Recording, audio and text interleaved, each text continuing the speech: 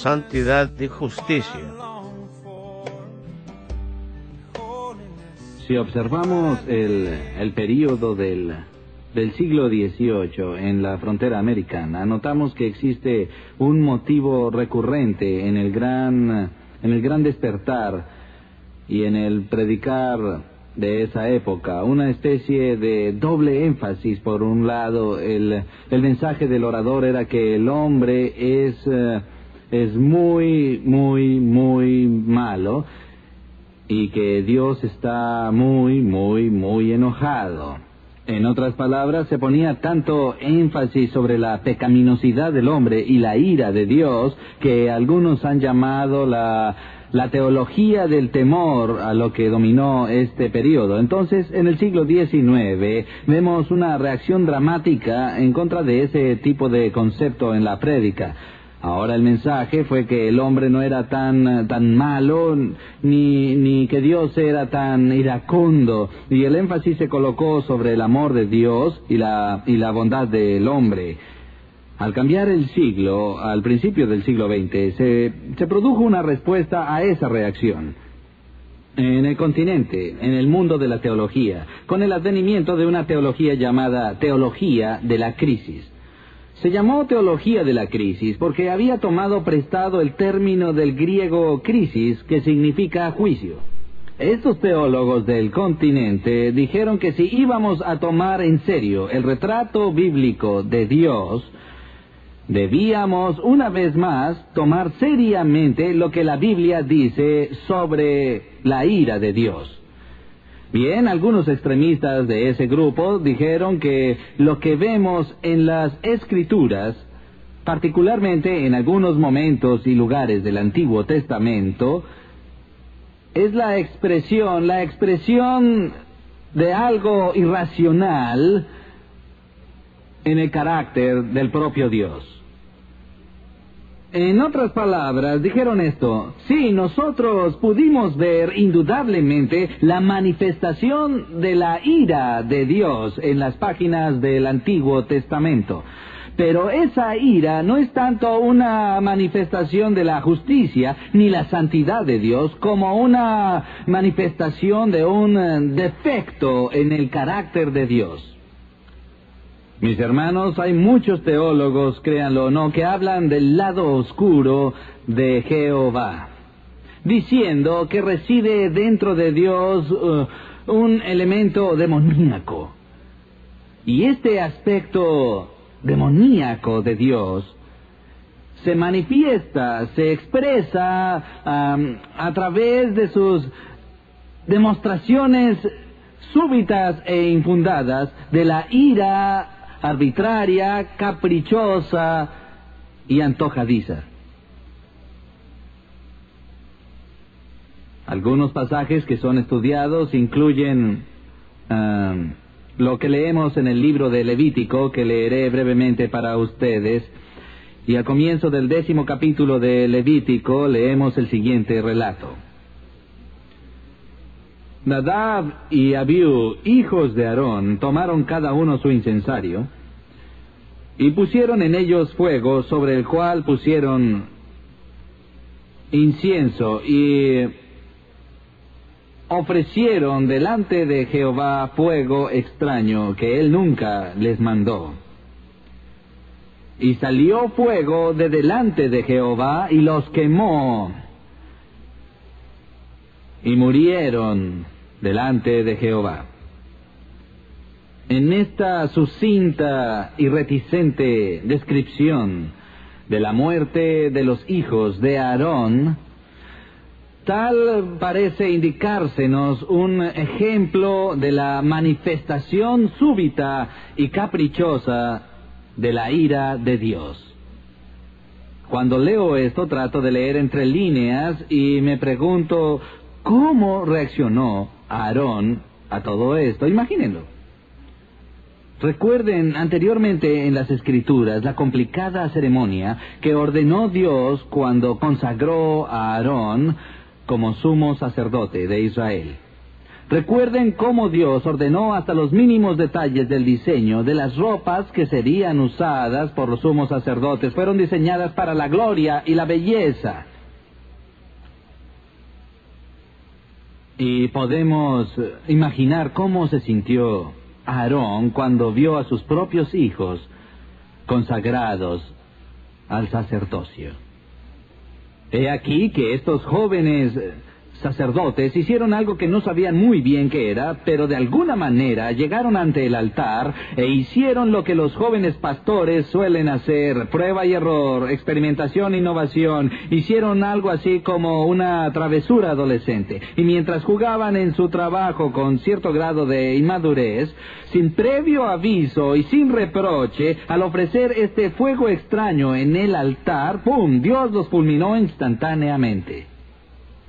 ¿Se imaginan a Aarón? Él va a Moisés y le dice: ¿qué sucede aquí?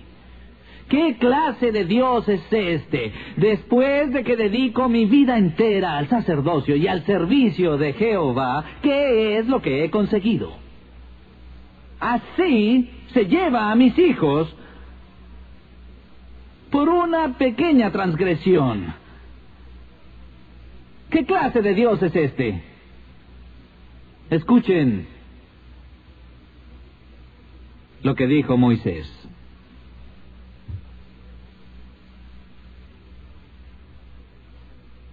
Entonces dijo Moisés a Aarón: esto es de lo que habló Jehová cuando dijo: por los que se acerquen a mi presencia, he de ser considerado santo. Y a la vista de todo el pueblo, seré honrado por ellos. Y entonces vemos estas palabras: y Aarón cerró su boca. Por supuesto que Aarón cerró la boca. Cuando el Todopoderoso dijo: mira, Aarón, sé que todo esto es terrible para ti. Sé que he tomado las vidas de tus hijos, pero ¿recuerdas todavía cuando establecí el sacerdocio? ¿Recuerdas el día que te separé y te consagré para esa sagrada tarea? Dije: hay algunos principios que no voy a negociar con mis ministros. Debo ser considerado santo por cualquiera que presuma y se atreva a administrar en mi nombre. Y ante el pueblo, debo ser tratado con reverencia. Cuando Dios habló, Aarón cerró la boca. Pero hay otros casos como ese, ¿no es así? Una de las historias más escalofriantes del Antiguo Testamento es la historia de Usa el Coatita. Todos la conocen, ¿no es verdad? Lógicamente, todo erudito en las Escrituras debe recordarla. Es la historia del transporte del Arca del Pacto. Recuerden, el Arca del Pacto es el trono de Dios, el objeto más sagrado en el Santísimo. Y había caído en manos de los filisteos. Luego, mediante una serie de increíbles acontecimientos, había sido retornada al pueblo judío. Y había sido guardada por un tiempo hasta que llegara el momento apropiado para que el Arca del Pacto fuera retornada a su lugar original en el altar. Y David ordenó una celebración y que el Arca del Pacto fuese transportada a la ciudad. Y el pueblo se alineó en las calles y cantaba y bailaba mientras observaba la procesión del trono de Dios frente a ellos. Se nos dice que el Arca del Pacto fue transportada por medio de un carro tirado por bueyes. En la Biblia dice que a medida que el carro avanzaba por la calle, los coatitas caminaban a su lado protegiéndola y observándola, y entre ellos estaba Usa. En medio de la procesión, uno de los bueyes tropezó, y el carro comenzó a ladearse, a caer, y parecía que este objeto santo de Israel estaba a punto de resbalar del carro y caer en el barro y ser mancillado. Así que instintivamente, involuntariamente, Usa estiró su brazo para sostener el arca y para asegurarse de que este trono de Dios no cayera en el barro. ¿Y qué pasó? Los cielos se abrieron y una voz bajó y dijo: «¡Gracias, Usa!». No. En el instante en que Usa tocó el arca de la alianza de Dios, Dios lo fulminó. Leí un currículum de la escuela dominical en una de las denominaciones para las cuales trabajaba. Venía de nuestra central y vemos pasajes como estos y entendemos que este tipo de historias que leemos en el Antiguo Testamento, como la de Usa y Nadab, como la destrucción del mundo entero por el diluvio, hombres, mujeres y niños, la orden de Dios al pueblo judío de ir hacia la tierra de Canaán y aniquilar a todas las personas que allí residían, hombres, mujeres y niños, y que es imposible que éstas puedan ser manifestaciones del verdadero carácter de Dios. Pero tenemos que entender que estas historias del Antiguo Testamento son algo que el pueblo judío antiguo, primitivo, precientífico y seminómada interpretaba estos eventos que veía a la luz de su peculiar teología. Probablemente lo que pasó es que Usa tuvo un ataque cardíaco y un escritor judío atribuyó la causa de su muerte a una expresión inclemente de la feroz ira de Dios. En otras palabras, era impensable para los autores de este currículum que Dios mismo hubiese tenido algo que ver con la muerte de Usa. Pero si miramos con cuidado el Antiguo Testamento y vemos la historia de los coatitas, en realidad la respuesta es bastante clara. Recuerden que en el Antiguo Testamento se dio cierta división de tierra y tareas a las 12 tribus de Israel, y la tribu de Leví fue separada por Dios como familia que sería responsable del sacerdocio y los importantes asuntos del templo y la educación y demás. Así que Leví era la tribu, y dentro de esa tribu había ciertas familias mayores, y a cada familia se le atribuyó una tarea. Bien, Coat era uno de los hijos de Leví, y la familia de Coat fue separada por Dios para realizar una tarea. Su tarea, toda su razón de ser, la vocación de su vida, era cuidar los objetos sagrados. Y eran enseñados y disciplinados desde la niñez, con todas las instrucciones y meticulosos detalles de la ley de Dios en cuanto al trato de estos objetos y vasijas sagradas. Y el único principio absoluto y no negociable que todo hijo de Coat conocía desde el momento de su niñez era este: nunca jamás, nunca jamás, nunca jamás toques el trono de Dios. Dios dijo: si lo tocas, morirás.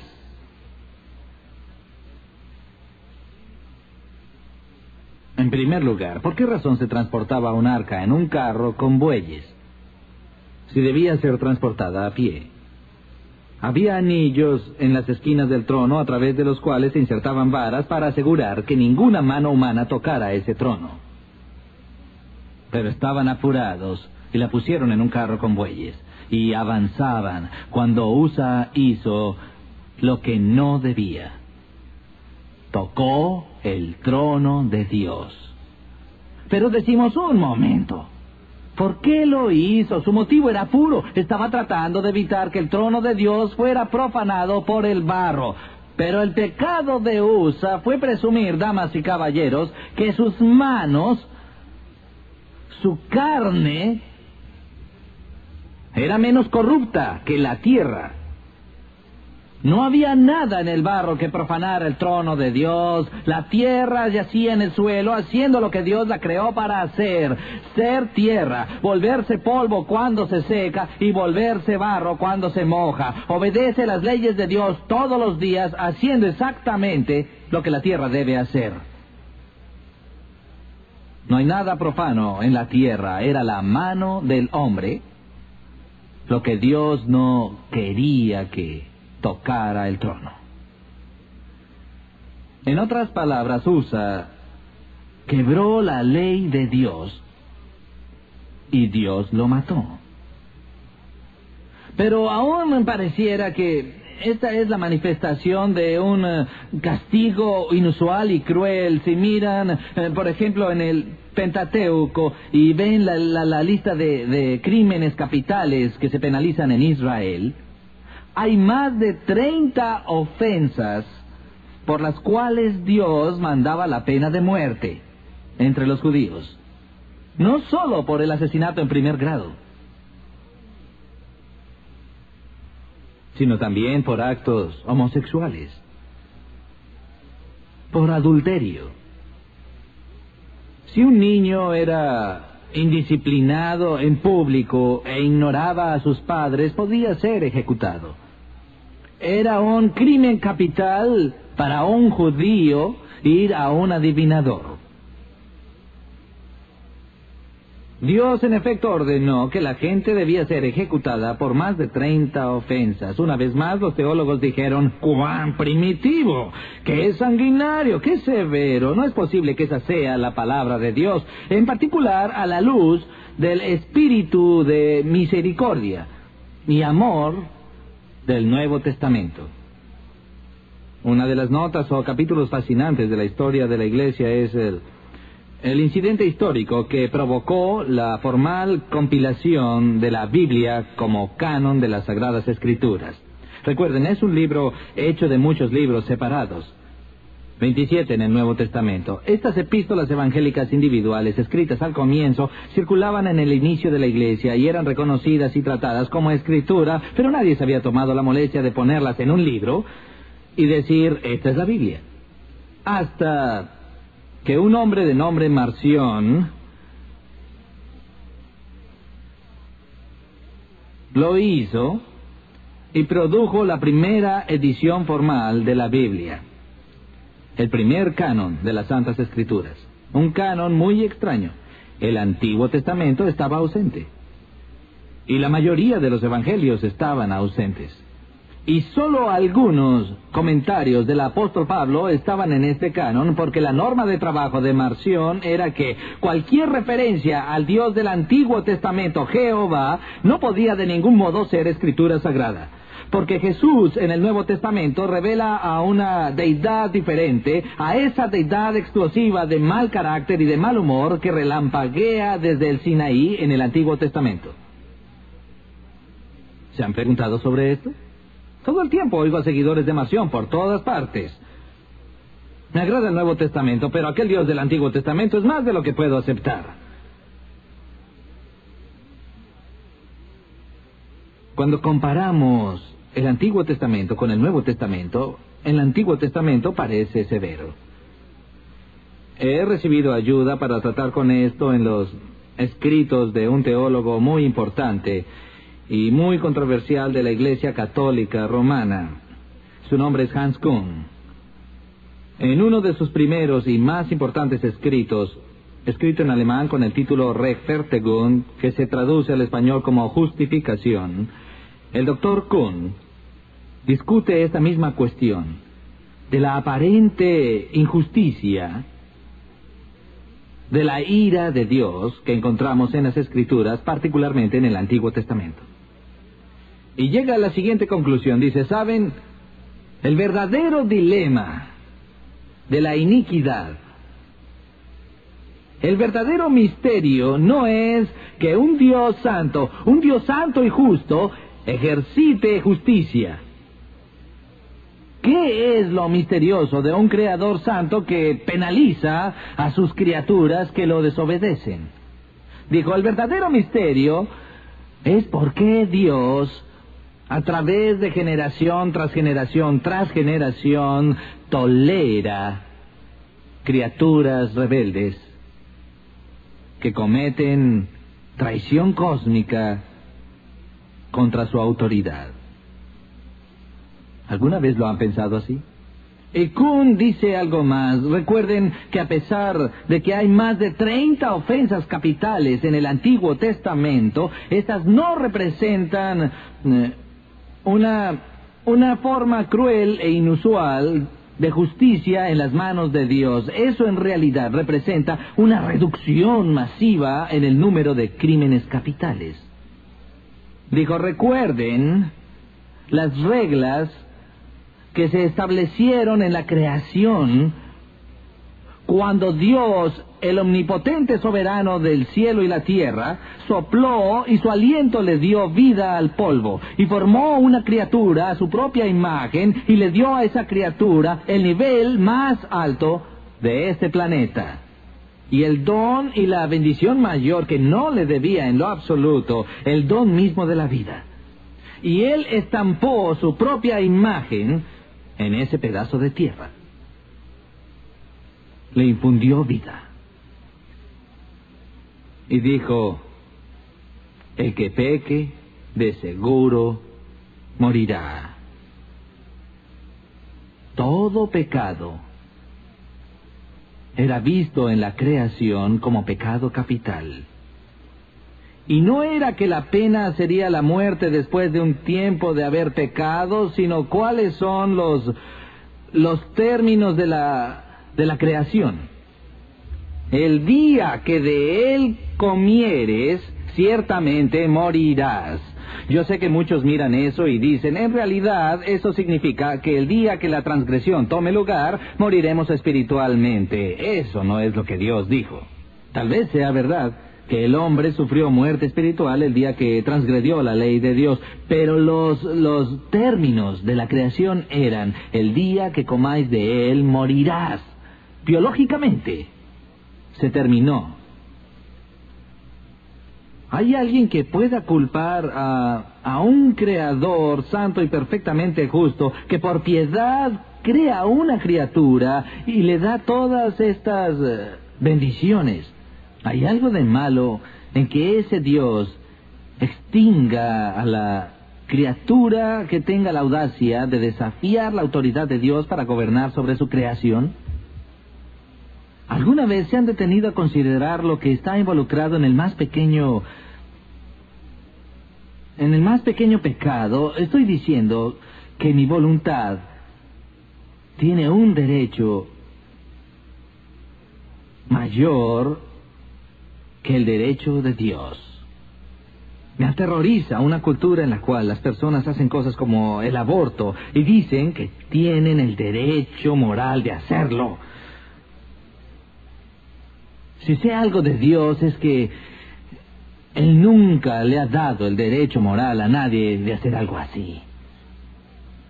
Y tiemblo al pensar que cuando una persona de pie ante Dios diga, yo tenía el derecho de hacerlo.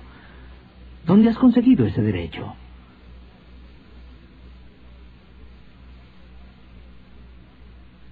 O algo más pequeño, olvidemos el pecado grande como el aborto, el pecado más pequeño que denominamos pecadillo.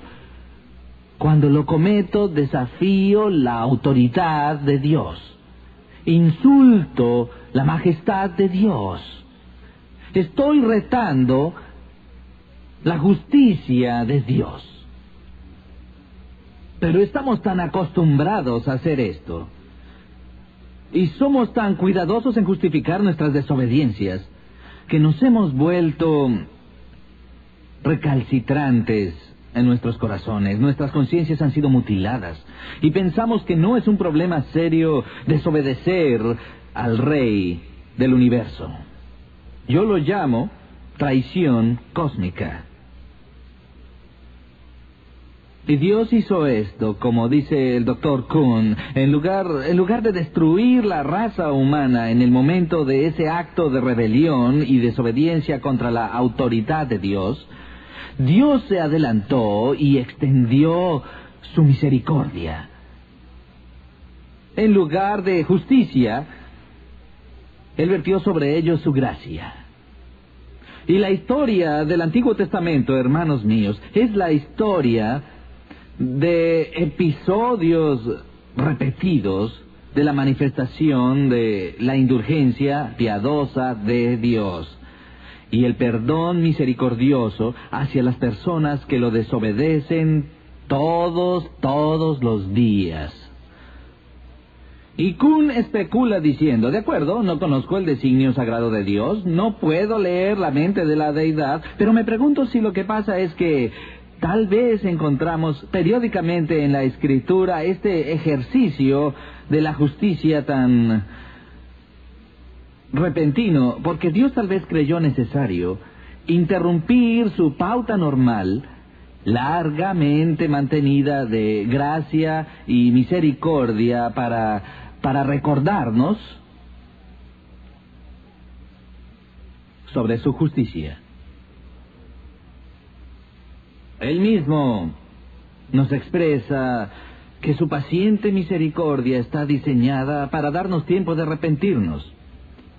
Pero en lugar de arrepentirnos, abusamos de ella.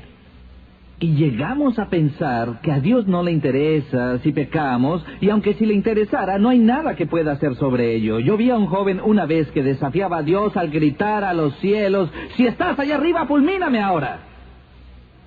Desafiaba al Todopoderoso, al Creador. No quise mirarlo, pero llegué a verle muerto al día siguiente, y jamás lo olvidaré. Damas y caballeros,